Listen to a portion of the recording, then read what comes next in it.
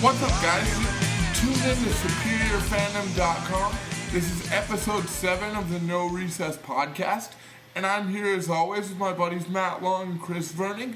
Matt, it's baseball season. The Giants are already giving us an aneurysm 2.5 days in. How you doing, man? Very good, and would expect nothing less. Right? Torture is back, and I wouldn't have it any other way. Chris, how are you, man? I've watched the first 2 Twins games. It looks like it's 20 degrees, man. Well, I've been watching the Wild, so I wouldn't know anything about that. Plus, the Masters are this weekend, so you can fill me in. What is? They're really not doing any good. But I gotta ask you a question since you bring up the Masters. Our good buddy Steve Watson tried to get me into the Masters and asking questions about that. Can you just explain what the fuck is going on there and why I should care? Well, I mean, it's just, as Jim Nantz likes to say, it's a tradition unlike any other, the Masters on CBS. No, I mean, the Masters is just probably the most prestigious golf tournament in the world. It is the most prestigious golf tournament in the world. It's the only major that doesn't rotate every year to different golf courses. It's the only one that's at the same place every year. Augusta is probably the most pristine, classic golf course there is, and it's the tournament that every golfer wants to win the most, so everyone brings their A game to Augusta, and it's just the ambiance and whatever you want to call it. It's a cool deal if you're into it. And Tiger's in, right? Yes, he is. Yes. So speaking of Tiger, does he have a chance at this one, or is he just playing this Masters so one or more of his sponsors doesn't drop him this year? Yeah, no, I would not expect. I mean, if he were to even be in contention, if he makes the cut, that would be a heck of an accomplishment. I mean, if he were in contention, that would be. I mean, he's played. I think he's completed something like 2 or 3 rounds in the last 2 years, just because of all the various injuries that he's had. He tried teeing it up for the first time in January down here at Torrey Pines in San Diego, and he couldn't even get through a round. Had to withdraw. Hasn't played a competitive round until actually Thursday morning at Augusta. So he's been working his butt off, he says, to get his game back in shape or whatever. But the idea that he would even be in the discussion, it would be a miracle if that were to happen. So who can win this one? As you can tell, I'm trying to not talk about the Giants or the Twins because the start of the season hasn't been good for either of us. So who do you think can win the Masters? Well, clearly, world number one, Rory McIlroy is the prohibitive favorite, no doubt about it. There's other guys, Jordan Spieth, the 21-year-old Texas phenom, is been playing unbelievable golf this year. I think in the long run of all these young kids that are coming onto the tour, I think Jordan Spieth is going to be Rory McIlroy's number one foe throughout their careers. So I think he's going to be in the discussion. You got guys like Jimmy Walker who have just playing crazy consistent golf over the last couple years. Jason Day is a guy, the Australian. He won at Torrey Pines earlier this year.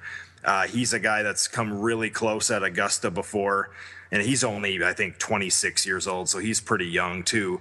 But then you have other guys like Henrik Stenson or even Georgia native Matt Kuchar. You can't count those guys out. And Bubba Watson, who's the defending champ, and he's won 2 of the last 3 years. And that golf course, as a lefty, he's a lefty. So lefties, I'm a lefty as well. We like to hit the ball from right to left. That's our natural ball flight, and most of the holes at Augusta go right to left. So that's the reason why that course fits Bubba's eye so well. So you can't rule him out either. But Rory's the favorite. I sort of think he won't win it, but he would be the prohibitive favorite. If you're a betting man, which Joe, we know you are.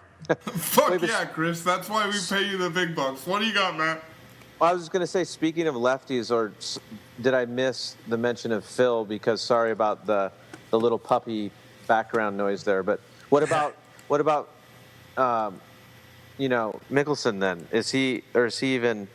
Yeah, no, Phil will be, and actually, because he's a lefty too, isn't he? Yeah, he's a lefty, but he's 42 years old now, so he didn't win at all on tour last year. Last year was the first year of his pro career. He never won a tournament, and it was kind of a rough start this year. I mean, the thing is, when you're in between your 40s are kind of like the gray area in golf. You can't join the Champions Tour till you're 50. So when guys get to be Phil's age, there's kind of like a 10-year no man's land where guys kind of fall off the face of the earth until they can get on that senior tour. But actually, Phil did play quite well last week in Houston. He had his best tournament easily his best tournament of the season. And he has, he's won 2 or 3 times at Augusta. So you can't, again, totally count him out just because he knows that course so well. He knows exactly where to miss. He knows all the nuances of the golf course. And that local knowledge, as they call it in golf, I mean, that's half the battle at Augusta. It's not the length. These guys can all crush the ball. So just knowing where to drive the ball, where to leave the ball, and if you're knowing where your misses can go and can't go, just knowing all that stuff about the golf course, I mean, that will give Phil obviously an outside shot. I mean, if he were to win it again, it would be a huge upset just considering how he struggled. But he'll definitely be there, and you just can't count the guy out. He's a true champion. Right. Chris, I got to tell you, man, that was a great golf take. That's exactly why we pay you the big bucks. Exactly. And I just want to thank you for the 6-minute reprieve that you gave me before I had to start talking about the disaster that's been the start of the 2015 Giants season. If this didn't start out like an odd year, I don't know what is. I don't remember a time where there were 4 key guys coming off of a team by the second day of the season. Matt, do you remember a time when that's happened to the Giants? And how do you think they get through this? It is hard to find a certain time where maybe it was this bad, although we're probably not going to get much sympathy, just because, definitely not. But it's rough, especially losing Pence and Kane, and the one I'm worried about is Kane, because we've talked about this, and Chris knows even all the way, from his Minnesota takes, knows the importance of Kane here too. So it's not looking good, but it's early. So what is there? There's 160 left or 159? Yeah, 159 and a half. They're up 3-1 as we speak in Arizona. I believe it's the top of the 6th. It's going to be tough, Joe. Bochy's going to have to earn his money here, but he likes to make moves. So have at it, Boch. Let me just tell you, if the Giants are to accomplish anything this year in a much deeper Western division than it's been in many years, this is going to be Bochy's best effort yet. He's really working with a 24-man roster at the moment with Belt being out, and not only that, but being that they took an extra arm up north with him out of spring because there was a need for a contingency plan given the age of our starting rotation. He's working with a 3-man bench. And I don't recall a time when any successful team had a 3-man bench, and it, you look at it, and at this point, even if they were to DL Belt, you could bring up Susak or you could bring up Duvall, obviously, but I mean, there's nothing really at the top of the minor league ladder that, screams to me reliability other than maybe Susak. And you look at going back to last year when they brought over Jake Peavy, they had to give up 2 of their top 10 prospects to get Peavy last year, and I just wonder what the next move could be, and I hope that I hope that they can just hold down the fort until, the end of May or something, assess it, and then look for mid-season moves. Right. And, well, I mean, I guess one minor bright spot is that Angel Pagan seems to be healthy, and usually he's the one that we would say, if you were to say 4 guys were injured, I bet you and I would have thrown Pagan into that mix right there. So that is a little bit of a bright spot. No, absolutely. And to that end, and that's kind of where I was going with the end of May comment, like, if they can get to the end of May, like a groin injury, that's usually 6 weeks. Pence will be back by then, if not before. And, God willing, Kane is good and the rest and PV can contribute. And if any combination of those guys come back, it really is going to be a huge boost. And I just think if the Giants can hang tight and stay competitive until then, the energy and the the boost that they're going to get from those guys returning is going to be a huge boost. And also with the experience that those guys have, it's going to be awesome. And one thing that I didn't expect was the guys in the lineup right now, the guys that are playing, like they're fucking hitting. It's been in the past, if the Giants hit enough, they usually win. And these guys are putting on great at-bats. Pagan's hitting close to 400, albeit in 3 games, but those at-bats are great.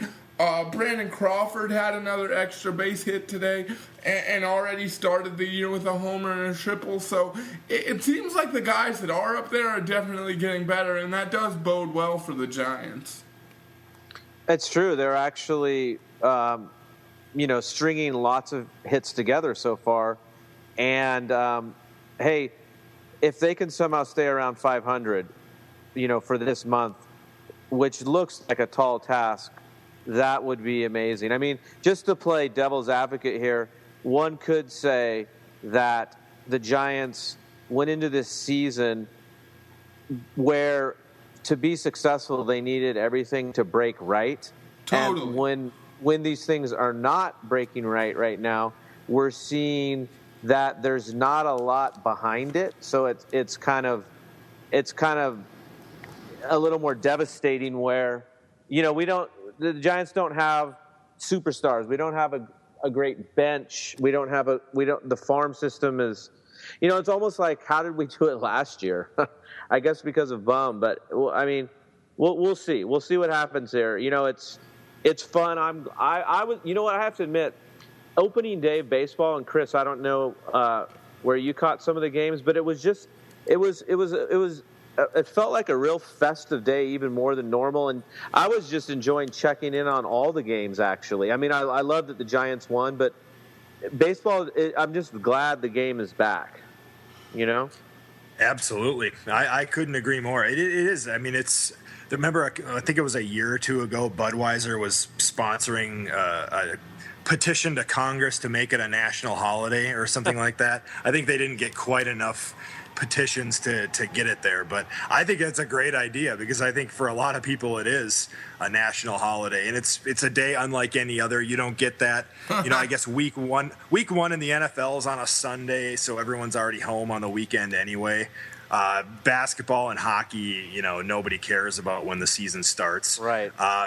Baseball is in a league of its own when it comes to that. It's a vibrant American day full of pageantry, and it's like that every year. But I agree with you. I think there was a little more excitement for it this year than maybe we've seen over the last few years, for sure. And everybody likes to play hooky, or at least think they're playing hooky. There's that other element to it where you're like, you feel like you're getting away with something. Absolutely. No, totally. And I'll tell you what, all the Dodgers fans that came out to our live podcast and Down and Out on Monday, let me tell you, those motherfuckers got away with a thing or two as well. Like, they were not shorted on the fun tip come Monday, let me tell you. Yeah, Chris, I don't know. I don't know if this was Joe and I just noticing it more, but I will tell you what, I have never seen so many white Dodger jerseys with their blue stripes and lettering. I mean, they were all over downtown, and I feel like LA too is a little, they're front runners a little bit, not just the Dodgers but the whole city. And I'm not even saying that in a bad way, but if the Dodgers can continue to roll like this a little bit, I can see the whole city really, even more than last year, getting into this. It would be huge if especially with the Lakers just being a complete I think that's part of it. Good embarrassment, yeah. And there's really no end in sight for them either. They're going to be terrible again next year, maybe not as bad depending on what they do, but that's part of it. Also, I mean, just with this whole Time Warner cable debacle, they've already sold over 3 million tickets before opening day. I mean, that is unfreaking believable. 3 million before opening day. I mean, that's crazy. So, I mean, I think you're totally right. I mean, I think this town is really ready to explode. The Dodgers have had a couple of close calls over the last 5-6 years. The Phillies knocked them out a few years ago, and then the Cardinals have gotten them the last couple times. So I do think that the town overall is building up to something big. And if the Dodgers ever actually win a pennant and have a chance to go for that ring, I think, boy, things could really get crazy around here. Well, and like you've mentioned, Joe, I think that's a good call there on Chris. You've said like a lot. You've seen a lot of the Dodgers fans kind of become Kings fans, but you can tell that a lot of them. I mean, you have your real Kings fans, right? Your real hockey fans, but a lot of them are kind of like, because they don't know where else to go. The Lakers suck, just like Chris was saying, and then the Dodgers, are getting knocked around by the Giants in the end. So they kind of are becoming Kings fans by default. I mean, liking them but not loving them. But now with this opportunity for the Dodgers to be in that number one slot like they have before, like the number one slot in the city, I think it's going to be interesting. And that overall, that's really good for baseball because, I bleed orange and black, but having a strong and dedicated rival is great for baseball overall. It's great for baseball when both the Giants and the Dodgers are good. Like it's good for West Coast sports. It's good for the Dodgers. It's good all around. And to that end, you mentioned the Dodgers having over 3 million tickets sold, and I think part of that is just because they can't watch the games on TV, and to go and take that a step further. The opening day tickets for the Dodgers, our friend and co-contributor to the Fandom Network, Nate Joyner, went on opening day, and he paid $150 to sit in the top deck of Dodger Stadium. And I mean, I just remember back to when I moved here, and like the back end of the McCourt era, and like that place was a ghost town comparatively. And I just think it's really cool that the team, sure, they spent money, and you could go that route and kind of talk shit on it, but they created something that people want to see, and it is good that the city supports it. Like that's good for baseball, and I couldn't be happier. And another thing that I think is cool about opening day in baseball, but all sports, it's just the eternal optimism, and it's good to see those fucking loudmouth, kind of arrogant, slightly ignorant Dodger fans just excited. Like it's good for competition. Like I'm excited, but Chris, I gotta rain on the parade a little bit. There's a lot of optimism about the Dodgers.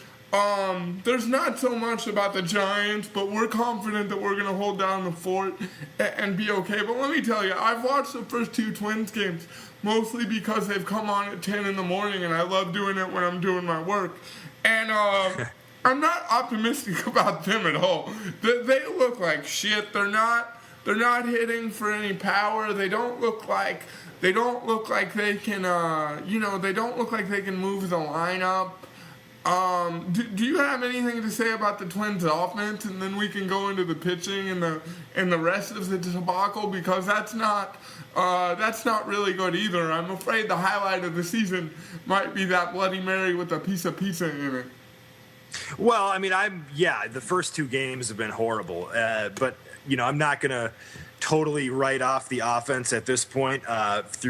They played 2 games in 35-degree weather against David Price, who was on his game, and then against Anibal Sanchez today, who was also on his game. That doesn't excuse going 18 innings without scoring a run. But, you get these young kids from the Dominican Republic or Latin America who they're freezing their nuts off and don't know what to do. They can't even grip the bat hardly. So, I'm confident that once the weather starts warming up, guys like Kenny Vargas, Oswaldo Arcia, Trevor Plouffe, these guys are big, muscular kids who can hit the ball over the fence like they did last year. And, you have Dozier and Mauer and Danny Santana who are sort of the play setters. So the offense to me is not something that I'm concerned with at this time. Now, if we get to the end of April or the middle of May and they're still not scoring runs, obviously then you have to throw the red flag up. But to me, it's still the pitching and the defense to me at this point. Now, Chris, I just got to ask you, you mentioned the weather warming up. My sister lives in northern Minnesota, in Brainerd to be exact, and I just wonder, when in the hell does the weather really ever warm up? Well, probably, let's say probably the middle of May, something like that.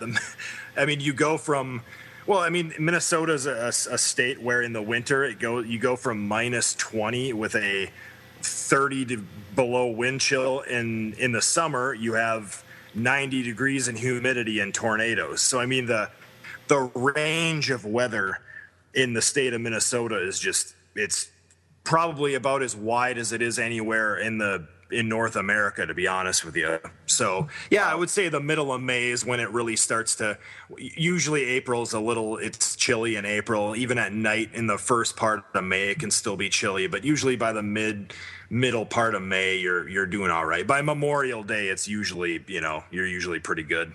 You know what I think is going to be interesting here is, and I know it's very early, but Molitor is definitely he's going to get a full helping of what other managers have had to dealt with. I wonder, it'll be interesting for him to have that transition for being a player, and I know he's done some coaching, I think, right? But never. Yep. But it's going to, I think managing a baseball team has got to be one of the most difficult jobs out there, where you're a CEO. And I think one of the big things for him, it's going to be that how is he going to handle the pitching staff? I think that's going to be really interesting. Obviously for Bochy, that's his strength. He's so good at. There's nobody better. Right. And Molitor, obviously, you would almost trust him. Yeah, he does have experience as a hitting coach, a hitting instructor. He had always, he was on the Gardenhire staff last year, but even before that, he had worked with the Mariners before. Was always down in Fort Myers with the Twins. So he knows how to be a coach swinging the bat, but it'll be interesting, like you say, just to see how he deals with a pitching staff that's pretty not very talented, to be quite honest with you.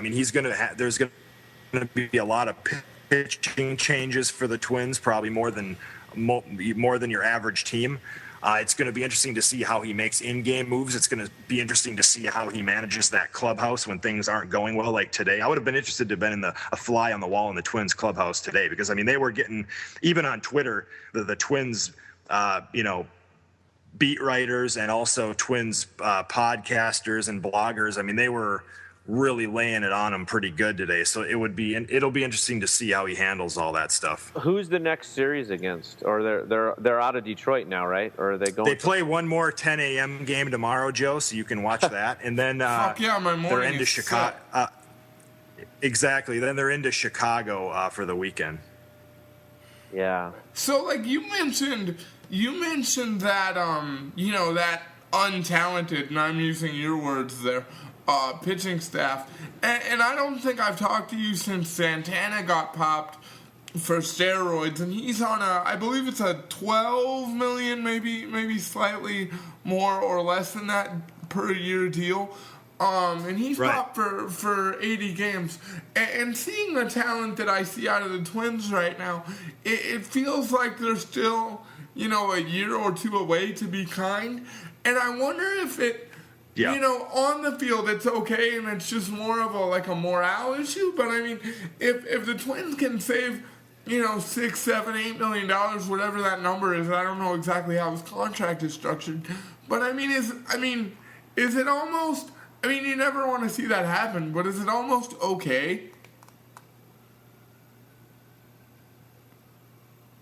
It's not as big of a calamity as if they had really been hell-bent on contending this year. Like, if this were a year from now, I think it would have been an exponentially bigger deal, because I think a year from now, the expectations are going to be significantly higher.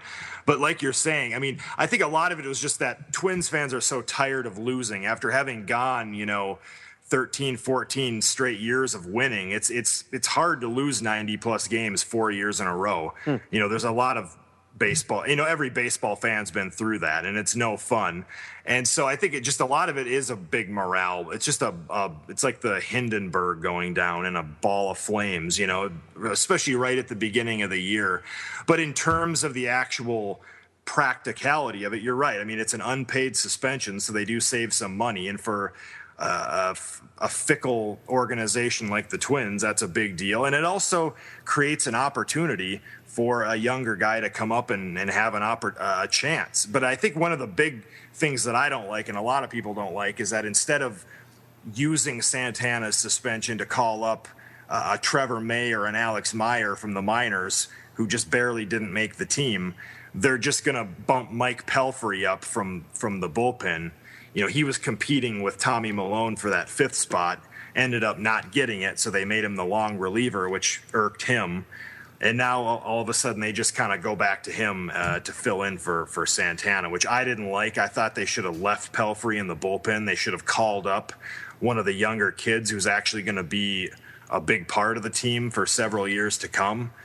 So from that end, I don't like what they did on that personnel move. But, overall, yes, I agree with you, Joe. I don't think they're not going to contend this year most likely, so it's not as big of a deal as if it were if the circumstances were different, like maybe next year or 2 years from now. Now that brings me to two questions. Do you think moving Mike Pelfrey into the starting rotation, do you think that's more of a permanent fix or a temporary fix? Because I don't know the service time situation with Alex Meyer and some of those younger guys, but could it be the same thing as like a Chris Bryant thing, where they're just waiting a couple weeks so they can buy that extra year before free agency?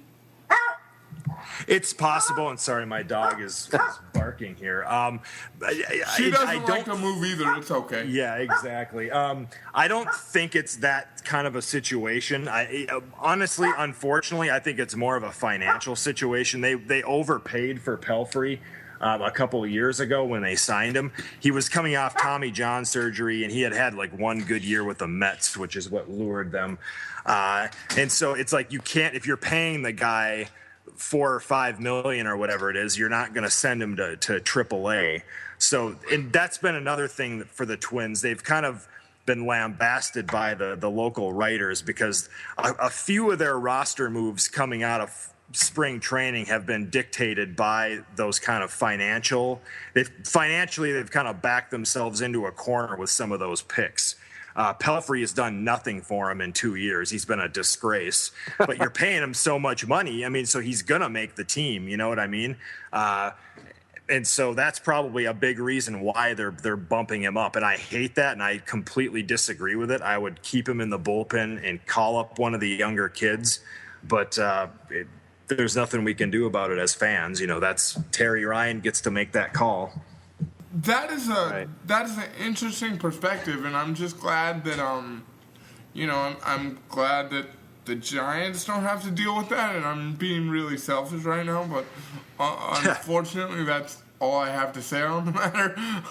Not my problem. Exactly. But back to some positives about baseball. I was listening to Rob Manfred today, who I don't even know why he did this. I don't know if it was some kind of State of the Union thing, but he basically had like an open forum with writers today prior to the Mariners-Angels game, and This is the Wednesday after opening day, April 8th.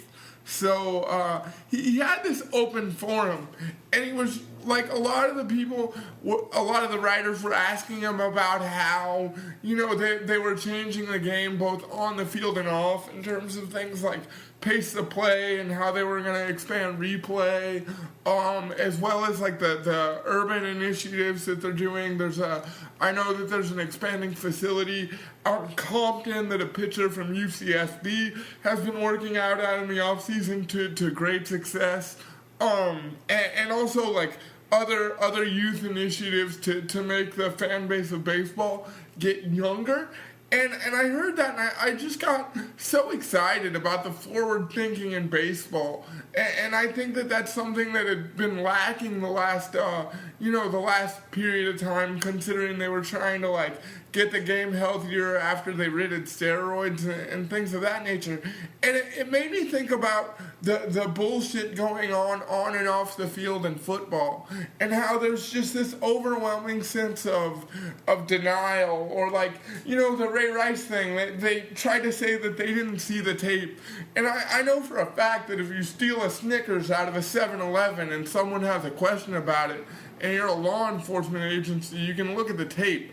So I just see this sense of denial in the NFL, and the sense of forward thinking and the want to fix things. And I just can't help but think that baseball is in great hands. And Matt, I just kind of wanted to get your thoughts on that and the state of baseball going forward, and maybe how it goes, fits against other sports. Yeah, actually, it's interesting. I have to admit, I haven't done a lot of, except knowing that, Bud's not in there anymore. And I kind of came in with a little more skeptical attitude, kind of like, well, this is just one of Bud's guys. It's another, middle-aged white dude who's maybe older middle-aged. I don't know his exact age, what he's in his 60s maybe. But he does seem, from almost reading about him, I've almost come to like him better than actually just kind of seeing him or thinking this is Bud's guy and all that. But when you actually see the content of what he's said and what he's done, even throwing out the olive branch to Pete Rose, whether that was just all PR and it's not going to happen, it still was a good PR move in my estimation. So yeah, he's definitely trying things, throwing that clock up, and I didn't get to hear I guess the open call today, but even just doing that is a little different than the Bud era, right? And I'm not cutting down Selig. I know you're a pretty big Selig guy, and I think he did do a lot of good stuff. But it seems like the transparency, or at least the illusion of transparency, which I'll take over no transparency at all, is a positive sign with where Manfred's taken it. And it seems like he is concerned about reaching those other viewers. I mean, even the Will Ferrell thing, which, probably you can't totally put under Manfred's watch. But then again, hey, it did happen this year. I mean, and just little things like that make me think that that there is an effort going on behind the scenes, but that it's also taking effect a little bit. It's not just lip service. Sure, and I mean, Chris, going back to your point too, like the Dodgers have, they've not been on TV essentially for almost a year and a half, and it doesn't look like it's going to end anytime soon. And they still have 3 million tickets sold this season, and the average MLB salary is approaching $4 million in guaranteed money. And I wonder what you think about those things and how they stack against football and some other sports, because I know that you're into that kind of stuff. Exactly, and I've been saying it for years. I mean, I think I was a little frustrated with Selig's lack of movement in this very topic. I know the RBI program has always been a big initiative for Major League Baseball, but I always felt like they really needed to do a little more, especially, in light of everything with fewer parents letting their kids play football, and just the idea for youth sports I know that a lot of younger kids are probably more into like the NBA than they are baseball, but I mean, seriously, your chances of making the NBA are so just ridiculously small that it's almost ridiculous to even think you can, There's like something like 400 jobs in all of the NBA, Exactly. And but baseball, as you're saying, Joe, look at how much money you can make playing baseball, and look at all of the jobs that are available you have rookie ball, you have high A ball, you have double A ball, you have triple A ball, you have independent leagues, like with the St. Paul Saints, team I grew up watching along with the Twins. There's so many jobs in baseball that pay pretty well. And you can have, like Torrey Hunter always said, Torrey Hunter was a college football star. And I think even Matt Kemp has always been like a basketball guy, right? Mm-hmm, yeah. But they understand. Torrey Hunter has always said, I knew I could play baseball for 20 years. If I tried to go in the NFL, what's the average lifespan of an NFL player? Like 2.5, 3 years, something like that. So, I mean, to me, it's always been obvious that baseball should be. It's almost a no-brainer. And that's another. There's kind of a misnomer that anybody can play baseball, any great athlete, which is so not true at all. Baseball is actually one of the more difficult sports for anybody to play. I mean, you could get guys from the NBA or the NFL that are just amazing athletes, and they would look like a bunch of clowns on a baseball field. But if you have the ability to play baseball, I mean, it should be a no-brainer that you would play baseball. Unless you're LeBron or Kevin Garnett or Kobe Bryant or a basketball phenom, in which case you should probably play basketball. But to me, baseball has always needed to do a better job of marketing and selling themselves to the youth athlete. Totally, and I think now that's actually starting to happen, and it's an aggressive effort. You know what I mean? They're trying to do things to the game, both on and off the field, to make that stuff happen a little bit. And I don't know, I think it's a good move, and I think the state of baseball is just in a really good spot, And to that end, man, I think we should round this podcast out but by talking about something really sad and terrible happened today, especially this week as it pertains to the Giants. Legendary Hall of Fame broadcaster, the first broadcaster I actually have a memory of growing up listening to, Lon Simmons, passed away at the age of 91. Not only was the guy a Hall of Fame broadcaster, but you can never hear anybody say a bad word about him. He seems like a great dude. The guy was a friend of Frank Sinatra, so I don't know what that says, but that's got to be a feather in the cap. And I just remember, being young, being like literally like 8, 9, 10 years old, being grounded, listening to Lon Simmons, because there was nothing else I could do. I was playing catch with myself and laying with the dog. And this was pre-MLB TV, really pre-internet, or at least pre-sports on the internet.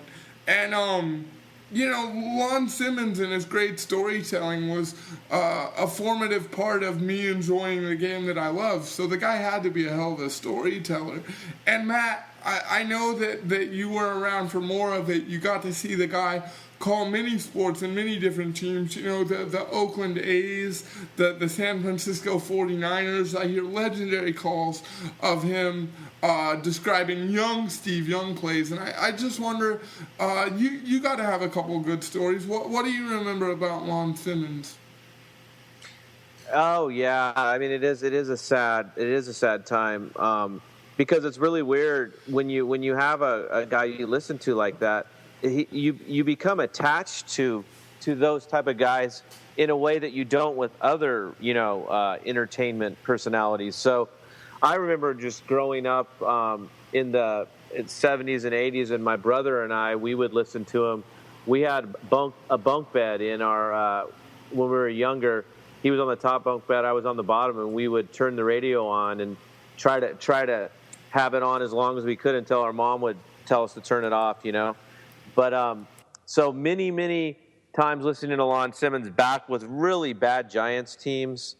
But like you were mentioning, the Young call, probably one of his greatest calls, or at least one of his latest greatest calls was a Steve Young romp into the end zone, I think against your Vikes, Chris, but it was the class. It's the classic Young run where he just is running over people, and it was right when Montana was the competition was on between the two, and it was an incredible call and an incredible play.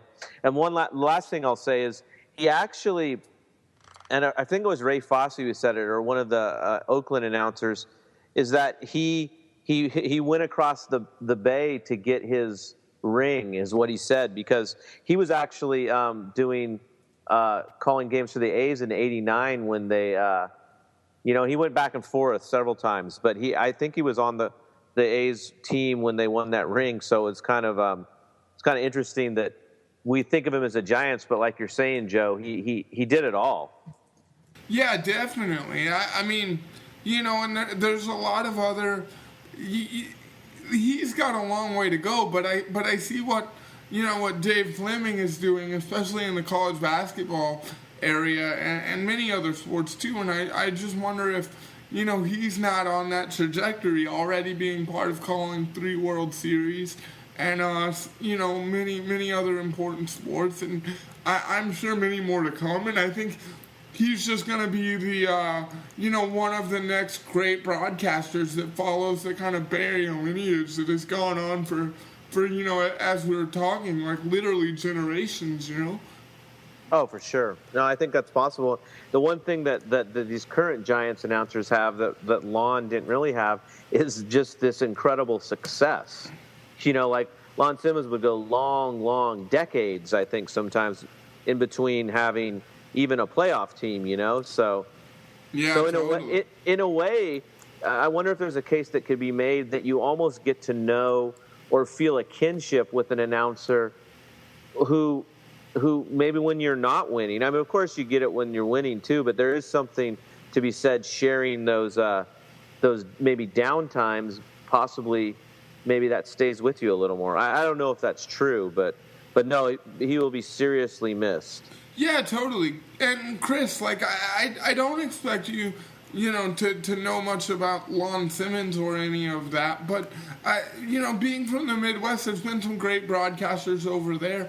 Can you speak to that a little bit? And also, like the idea of the kinship, around a potentially bad team. I mean, I feel like not to drive a point home, but I feel like the Twins have some experience in that category. Yes, absolutely. They had a Hall of Fame broadcaster, Herb Carneal, who I grew up listening to in the 90s. They did win a couple of World Series when I was young, but then in the, after that 91 title, the Twins had some pretty lean years throughout the 90s where you have to, when you grow up listening to these guys, they're like these disembodied voices coming out of the radio. And when you listen to them every night when you're a kid, you don't care if your team sucks. You don't even understand what it's like when I would be just as excited to go to a game when the Twins were in last place as I would be when I was in college when they were winning, division titles. But when you grow up listening to these guys, they become part of your life. I mean, they really do. I know that sounds corny, but everybody has it. I'm just thankful that I was able to move out here and listen to Vin Scully the last several years to get some of that. But I mean, how many millions of people has Vin affected? Or, your guy up in San Francisco, or Harry Carey in Chicago, or even Mel Allen with the Yankees, or Harry Kalas with the Phillies, Ernie Harwell with the Tigers. I mean, everybody has their own guy, you know what I mean? And when you put them all together, everyone's experience is kind of the same. Like we said earlier, if you're a baseball fan, you've inevitably, unless you're, even the Yankees, I guess, were terrible in like the late 80s, early 90s. So everyone's had terrible baseball teams that they've had to suffer through. So everyone can kind of relate to that. And these are voices of your life here. So I think everyone has and that's unique to baseball. I mean, you get it a little bit in other sports. Chick Hearn with the Lakers, or there's a couple other guys in other sports, but this is almost like opening day. This kind of phenomenon is almost unique to baseball. And as we go away from radio and everyone watches stuff on TV now, I hope we don't I hope some semblance of that is preserved as we move on to subsequent generations. I don't think it'll ever be like it was, in the 20th century, but I hope some semblance of that camaraderie and that relationship between the broadcaster and the fan can live on. Yeah, totally. And you mentioned too, and Matt, I'll get to you in just 1 second, but I want to drive this home. The idea that in the 20th century, like, those broadcasters were the only way that you could consume your team, and it was literally the only team that you could consume. You know what I mean? So that kinship, like, really was driven home in a solid way. Matt, do you have anything you want to add to this? No. I just totally agree with you guys, and to echo what Chris was saying, which I know you agree with too, Joe. It's just kind of cool that we are in an area where the dean of all baseball announcers is still plying his craft, in Vin Scully, and that's an icon right there. Yeah, totally. And to that end, and we can wrap on this, as big of Giants fans as Matt and I are, and Chris as well, I think you can just echo this. Get Vin Scully on the TV or on the radio for everybody to hear it. Like, good God, like, this, what he's doing is never going to come around again. And you never know when his last game is. And anybody who's a sports fan just deserves to hear that and to see it and to be a part of it and just consume it so the story and the legend can live on, Amen. Hear, hear. Yeah, I think that's all we got for tonight, guys. If you listen to all of this, you're A number one in all of our books. We really appreciate it. You can check us out. It's superiorfandom.com. We're on Twitter at superiorfandom, Facebook as well.